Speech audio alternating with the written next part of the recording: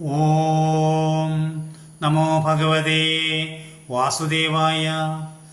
ശ്രീമദ് ഭാഗവതം ധ്രുവചരിതം ഭാഗം 2 ആണ് ഇന്ന് പ്രതിപാദിക്കുന്നത്.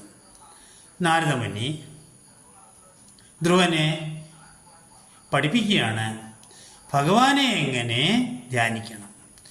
ശ്രീവത്സാംഗൻ ഘനശ്യാമൻ ശംഖചക്രഗദാപത്മങ്ങളെ പൂണ്ട ചതുർഭുജൻ മഞ്ഞപ്പട്ട് ധരിച്ചവൻ. അതായത് പാദാദികേശം കേശാദിപാദം ശരിക്കും പഠിപ്പിച്ചു. ഭഗവാന്റെ രൂപം ധ്യാനിക്കും തോറും മനസ്സ് ആനന്ദമയമായി മാറണം എന്നുപദേശിച്ചു. അത് ക്രമേണ സമാധിയായി ഭവിക്കും.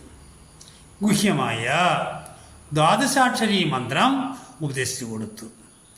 ഓം നമോ ഭഗവതേ വാസുദേവായ. ഈ മന്ത്രം കൊണ്ട് ഭഗവാനെ പൂജിക്കുക.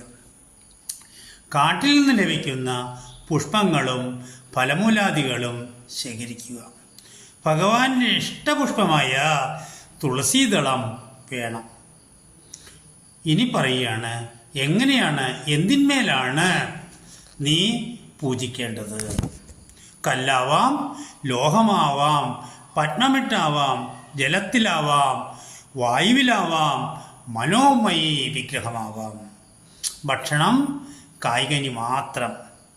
മനോമയി വിഗ്രഹവും മാനസപൂജയുമാണ് ധ്രുവൻ അവലംബിച്ചത്. ഭഗവാന്റെ സ്വരൂപം മന്ത്രമാകുന്നു. മനസ്സ് ചഞ്ചലമാകരുത്. ജലം, ഗന്ധം, പുഷ്പം, ധൂപം, നൈവേദ്യം. ഇവിടെ 5 വയസ്സ് മാത്രം പ്രായമുള്ള ധ്രുവന് പറ്റുന്ന കാര്യങ്ങളല്ല. മനസ്സുകൊണ്ട് ഇതെല്ലാം ഭഗവാന് സമർപ്പിക്കുന്നു എന്ന ഭാവനയിൽ മന്ത്രം ജപിക്കുക എന്നാണ് നാരദമുനി ഉപദേശിച്ചത്.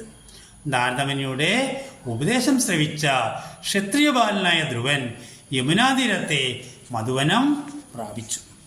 നാരദമുനി ധ്രുവന്റെ കൊട്ടാരത്തിലെത്തി ധ്രുവമാതാപിതാക്കളെ ആശ്വസിപ്പിച്ചു.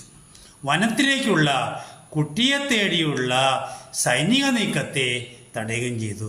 നാരദമുനി അവരോട് ഇങ്ങനെ പറഞ്ഞു: ഈശ്വരൻ കാക്കുമവനെ, ലോകപ്രശസ്തനമാവുമവൻ.